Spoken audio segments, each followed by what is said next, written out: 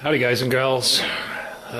It's a lovely Monday, snowy, windy, ice falling off the trees from yesterday's storm, and I figured I would do a little update on what's going on here in the shop. So as you can see, this is my 1986 Honda Trx 200 4 tracks. I picked this up, I think I picked this up sometime last year for $200. It wasn't running. And then I found another one for the same price that was actually in better shape than the original one that I purchased, so I made one out of two, and I hadn't used it in a while, and I went to go start it and I had nothing. So I got it running and brought it in the shop, and I was doing a little research, looking around, checking my wiring and whatnot, and it turns out the ignition switch was bad, so I just, until I can get a brand new switch, I'm just bypassed it. But now, like Harvey says, gotta love a Honda. So while it's in here, I gotta take these wheels off, these tires. They don't have the right offset, and when you compress it, it rubs right here on the muffler. Actually, the muffler was on the where these tires came off the other quad. It was actually smashed in from rough landings, I guess. The tires were smashing into the muffler, so I have some brand new tires that came with another quad that I picked up cheap. So I can't use those wheels because they don't fit over these hubs. So next step. This is my personal snowblower that I put together out of two. This is the tank. It's a 24-inch cutting width track drive Craftsman. I stripped the whole thing down to bare metal, the whole auger housing, primed, repainted everything, put it all back together.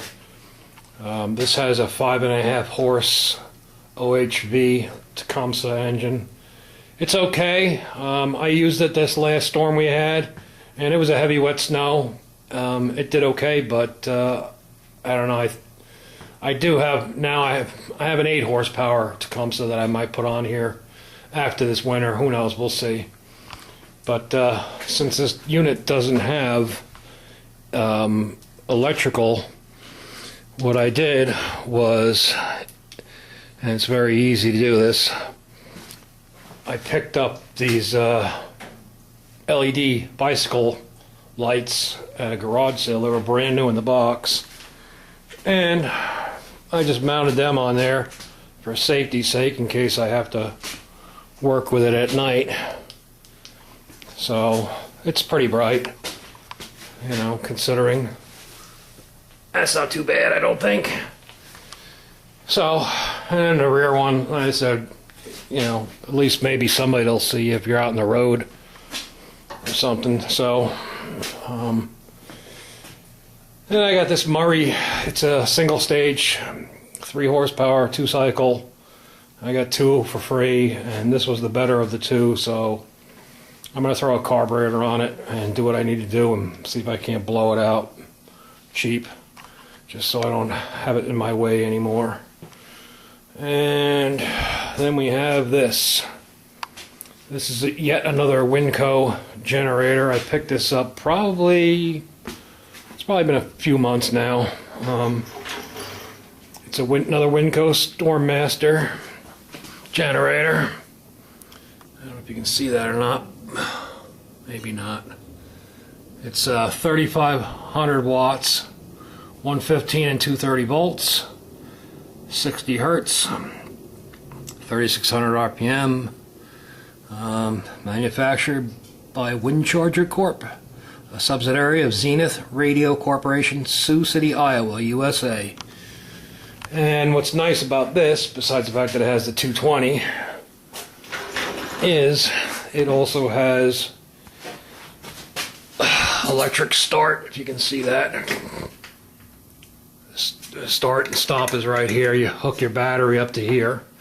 Although it does need a pretty big ass battery because my jumper pack ain't working. I have to jump it off the truck to get it to go. Right now, the carburetor needs to be rebuilt. I've had it apart, I've cleaned it, I put it back together, but it leaks like a sieve. But I did have it running long enough to test the power output. And it does run, it does start, it will do what it needs to do. And I got that for free. It's a Model 23F Briggs & Stratton. Guy was moving and stuff had to go. And it was either I take it or it ends up in the trash, so I took it. Like anything else for free that's good, I'll take it. So, I don't know what else has been going on here. This is a 17 horsepower Intech that I got with a Scott's riding mower for free. It needs a carburetor, but it is a good running motor. It has a fuel oil filter on it, so it is a pressurized lubed engine. So I'll put that in inventory. Maybe I'll come across another mower or something that needs an engine, and I already have one. So let's see. That's pretty much everything's the same, but more importantly, you're gonna love this. What's the temperature in here? Oh, it says 80, but it's probably more like 70 in here right now. If I look at the thermometer, it's the thermostat here. Yeah, I guess we're at about 68, it says on the thermometer. So, you gotta love having heat. And here's another little tip. This is one of those real lights. You know, you pull down and the white comes out. Well, people really don't use these anymore because if you use a regular incandescent bulb in here, I've had it happen to me years ago where it fell down on my nose and burned my nose. I looked like Rudolph for about a week. Or worse than that, my old boss set a car on fire because it melted through the rug. But these are fairly cheap when you get them. I got these at a place that was clearing them out. I think I picked this up for like less than 20 bucks. But the tip is, if you put one of these new LED bulbs in there, now you have yourself a nice LED drop light. Plenty bright. And even though it's like an outdated light, now it makes it like a new light. So, it's pretty bright.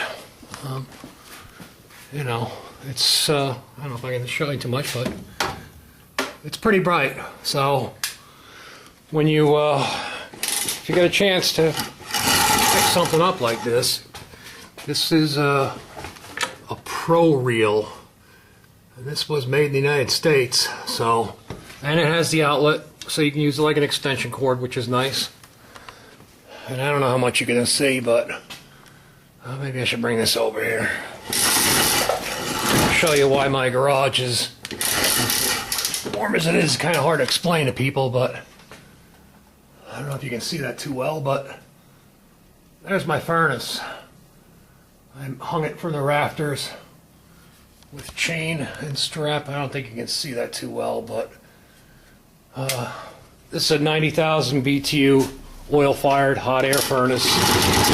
It's a lay-down unit that was in a house up in the attic, which is perfect because that's where I put it in my garage. It's up in the attic up top. It's out of my way. It doesn't need any floor space. And like I said, it's I don't have any insulation. If you look around, there's nothing in here. I'm still under destruction here. And I mean, there's nothing. Just bare plywood and bare walls.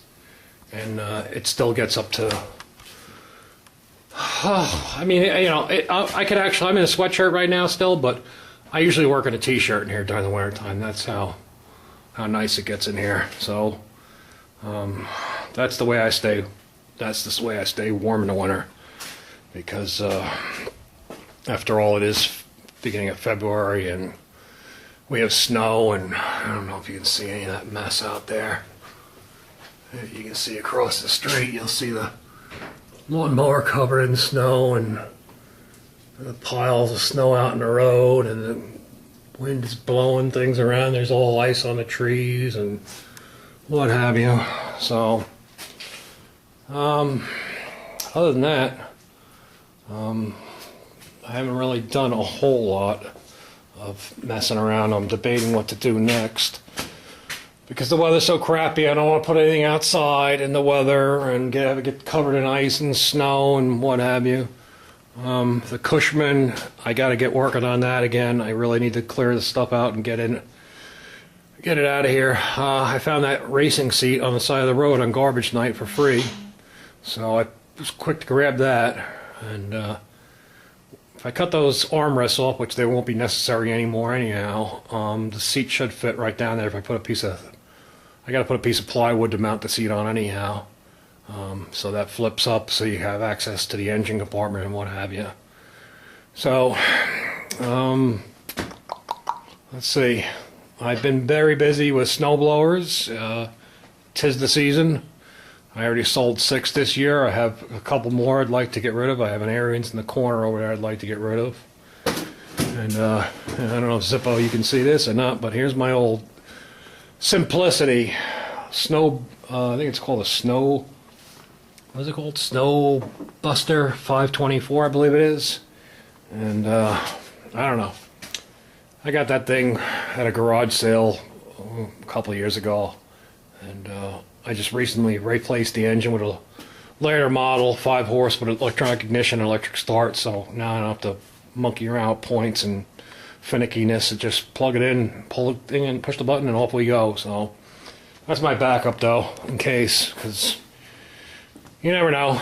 You just never know. And so yeah, I don't have a lot of money into this thing. Initially I picked it up for $25, but the auger housing was destroyed. So I had another snowblower with a good auger housing that was a track drive unit, because the track drive units are different than the push ones. Depends. On some of the earlier ones, I use a 2-bolt pattern to hold it on. These ones have a 3.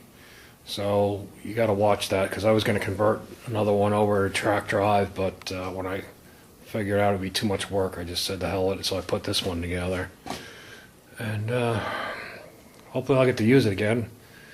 We're not supposed to have much more snow until, I don't know, maybe like the end of the month again. I don't know. Apparently everything's going up to Boston and Maine and whatnot. They're all getting hammered, which I guess it's okay for me because I already sold 6.